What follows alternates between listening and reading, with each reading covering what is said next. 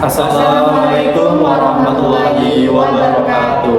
Kami dari kelompok 2 yang beranggotakan 4 orang, yaitu ada saya Habibie Nastia, Saya Humaira Herudinisa. Saya Suci Widianisi. saya Agil Fahmi. Jadi kami di sini ingin menjelaskan teknik pembilang dalam teori peluang.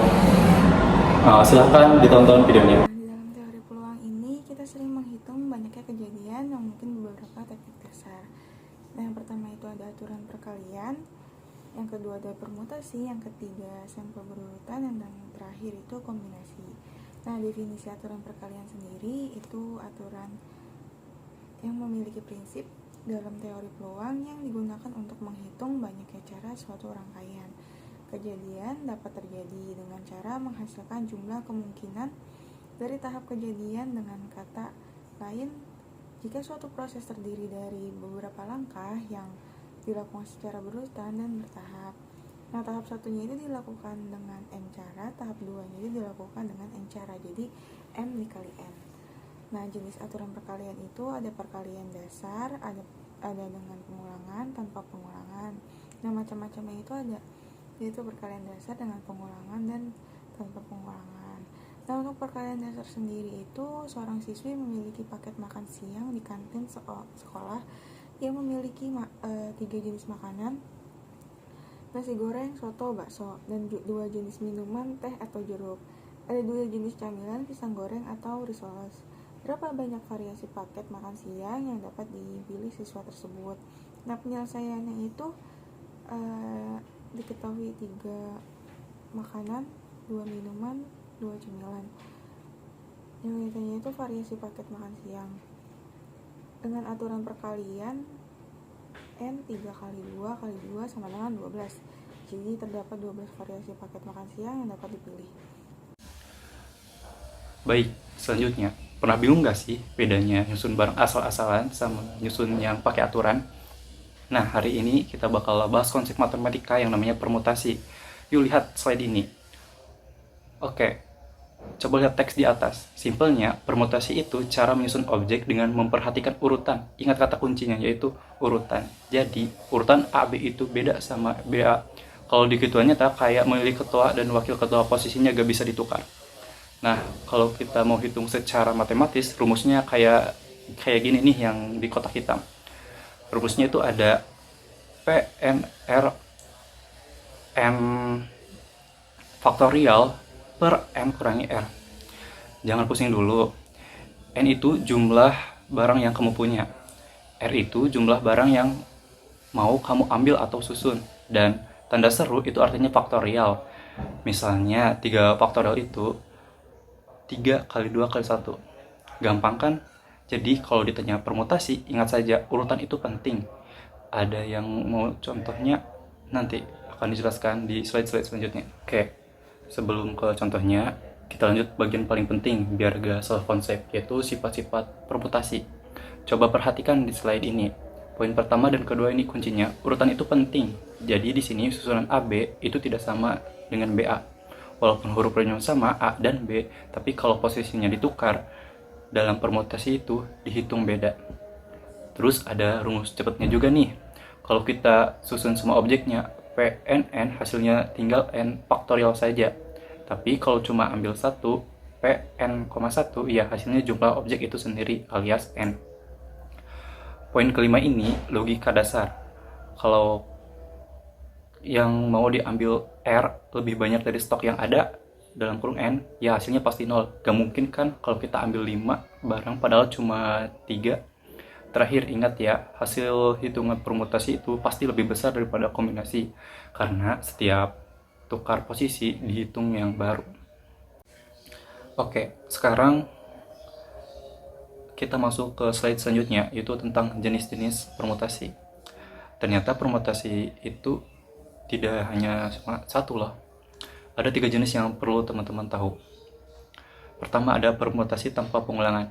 Ini jenis yang paling standar, objeknya beda semua, gak ada yang kembar. Rumusnya pakai yang biasa tadi. Kedua, ada permutasi dengan pengulangan. Nah, ini dipakai kalau ada objek yang sama. Misalnya kita mau susun mama. Huruf M-nya ada 2, A-nya ada 2. Karena ada yang kembar, rumusnya beda. Kita harus bagi faktorial total n dengan faktorial jumlah huruf yang sama, yaitu k faktorial. Ketiga, itu ada permutasi siklis. Ini gampang diingat. Kata kuncinya itu melingkar. Kalau soalnya tentang duduk di meja bundar atau bikin gelang, pakai rumus n kurangi 1 faktorial. Tinggal dikurangi 1 terus difaktorialkan. Oke, masuk ke slide selanjutnya. Mungkin teman-teman banyak yang bertanya, buat apa sih kita capek-capek belajar permutasi? Nah, jawabannya itu ada di sini. Ternyata kegunaannya itu luas banget. Pertama, di matematika dan statistik, ini dasar banget buat menghitung peluang kejadian yang urutannya gak boleh kebolak-kebalik. Kedua, buat anak IT atau ilmu komputer, permutasi itu dipakai buat mengatur data, algoritma, sampai kriptografi atau keamanan sandi. Jadi password akan kalian aman itu karena konsep ini loh. Terus di kehidupan nyata, sadar gak sadar, kita sering pakai mulai dari nentuin nomor kursi pas ujian, bikin jadwal kegiatan, sampai nentuin juara 1, 2, dan 3 dalam lomba. Jadi, ilmu ini kepakai banget kan? Oke, biar makin jelas, kita langsung saja ke soal contoh dari permutasi. Coba lihat soalnya. Di kelas ada 5 siswa, dan guru mau milih 3 siswa buat presentasi. Ingat di sini, dibilang urutannya penting. Siapa yang mau maju duluan, kedua, dan ketiga. Dibedakan jadi, dan ketiga itu dibedakan. Jadi ini pasti soal permutasi. Langkah pertama, kita tentuin dulu N atau total siswanya itu ada 5. Dan R atau yang mau dipilih itu ada 3. Sekarang masukkan ke rumusnya. Tinggal P5, 3 sama dengan 5 faktorial dibagi 5 kurangi 3 faktorial. Jadinya 5 faktorial dibagi 2 faktorial. Kita uraikan. 5 kali 4 kali 3 kali 2 kali 1. Lalu dibagi dengan 2 kali 1. Hasil akhirnya adalah 60. Jadi ada 60 cara berbeda buat guru menyusun urutan presentasi siswa-siswa tadi. Biar makin jelas lagi nanti dijelaskan di slide selanjutnya. Oke, kita masuk ke contoh soal yang berikutnya. Ini tipe soal yang sangat menjebak. Jadi perhatikan ya. Soalnya itu ada 4 orang teman mau duduk mengelilingi meja bundar. Nah, kata kuncinya ada di meja bundar atau melingkar. Kalau ketemu kata ini, jangan pakai menggunakan rumus yang tadi. Kita menggunakan rumus permutasi siklis. Rumusnya itu simpel banget, tinggal N kurangi 1. Karena orangnya ada 4, tinggal kita kurangi 1 dulu. Jadi 4 kurangi 1 itu sama dengan 3. Tinggal masukin faktorial, jadi 3 faktorial. Hitungannya jadi 3 kali 2 kali 1. Hasilnya itu 6. Jadi hasilnya itu ada 6 cara berbeda. Gampang banget kan? Kalau sudah tahu rumusnya. Baik, selanjutnya kita akan masuk untuk bagian penjelasan di sampel berurutan.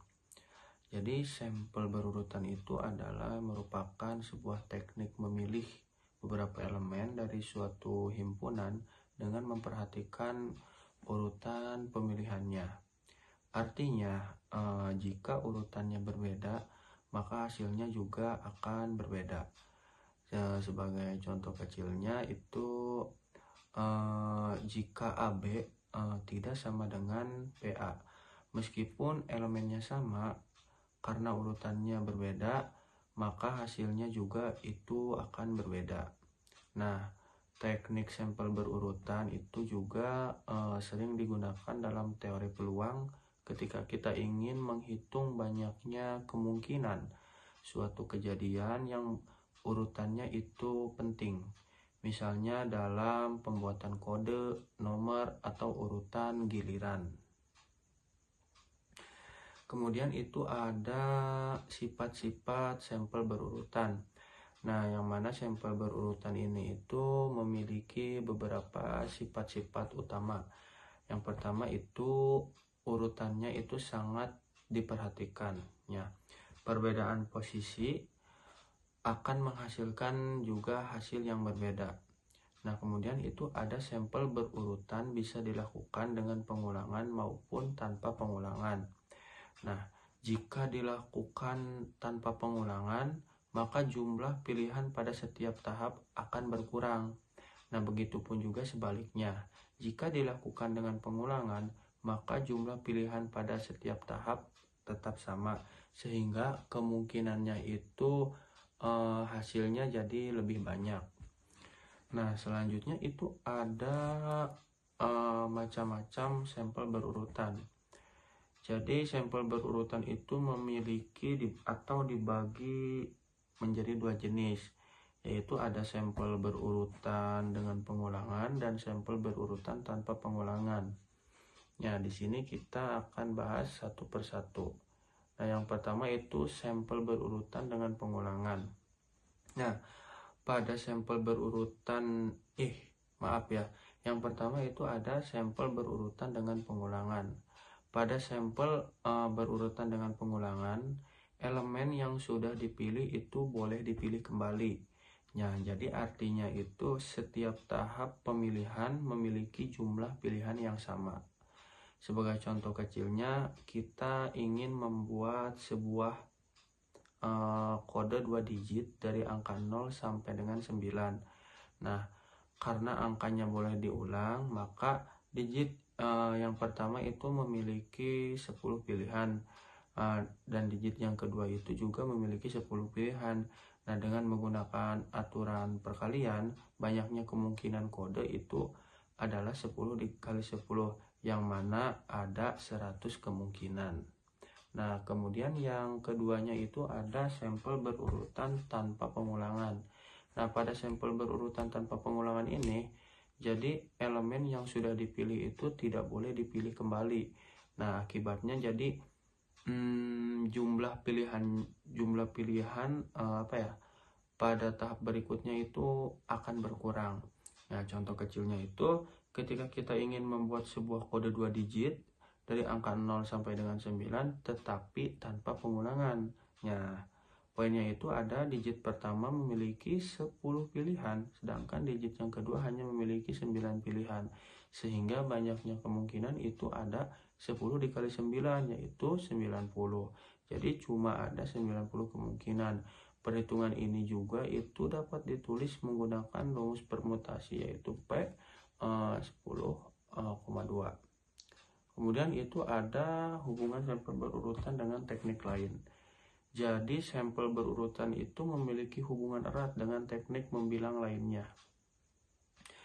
Jadi aturan perkalian itu biasa digunakan sebagai dasar perhitungannya, karena proses pemilihannya itu dilakukan secara bertahap. Selain itu, permutasi dapat dikatakan sebagai bentuk khusus dari sampel berurutan tanpa pengulangan, ya, yang dimana urutan itu sangat diperhatikan dan tidak ada elemen yang akan diulang. Jadi simpulnya kayak gini ya, sampel berurutan itu biasa digunakan untuk menghitung banyaknya kemungkinan suatu kejadian ketika urutan pemilihan itu sangat diperhatikan, baik dengan pengulangan maupun tanpa pengulangan. Teknik ini itu sangat penting khususnya ya dalam teori peluang, karena banyak kejadian nyata yang bergantung pada urutan.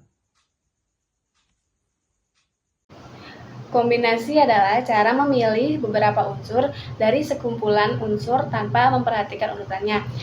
Artinya urutan tidak berpengaruh. Misalnya memilih A dan B itu sama saja dengan memilih B dan A. Nah, kombinasi dari N unsur yang diambil R unsur dituliskan dengan notasi C dengan N, R. Untuk rumus kombinasi tersendiri itu adalah C dengan N, R sama dengan N faktorial per R faktorial buka kurung N dikurangi R faktorial. Nah, selanjutnya itu ada sifat-sifat kombinasi. Yang pertama itu ada sifat simetri. Sifat simetri menyatakan bahwa C dengan N, R sama dengan C dengan N, N dikurang R. Artinya memilih R unsur dari N unsur hasilnya sama dengan memilih N dikurang R unsur dari N unsur. Nah, contohnya itu C dengan 5,2 sama dengan C 5,3 karena memilih 2 orang berarti sama saja dengan menentukan 3 orang yang tidak dipilih. Sifat ini mempermudah perhitungan karena kita bisa memilih nilai R yang lebih kecil. Nah, yang kedua itu ada sifat nilai ekstrim. Sifat ini menjelaskan nilai kombinasi pada kondisi tertentu. Misalnya itu C dengan N, 0 sama dengan 1. Nah, artinya hanya ada satu cara untuk tidak memilih unsur sama sekali. Nah, terus ada C dengan N, N sama dengan 1. Artinya hanya ada satu cara untuk memilih semua unsur.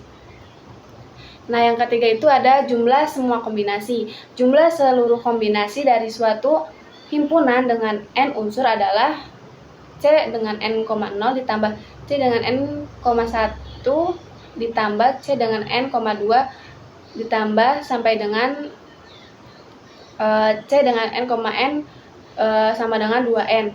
Nah, artinya jika kita menjumlahkan semua kemungkinan pemilihan unsur dari tidak memilih sampai memilih semuanya, hasilnya adalah 2 pangkat N.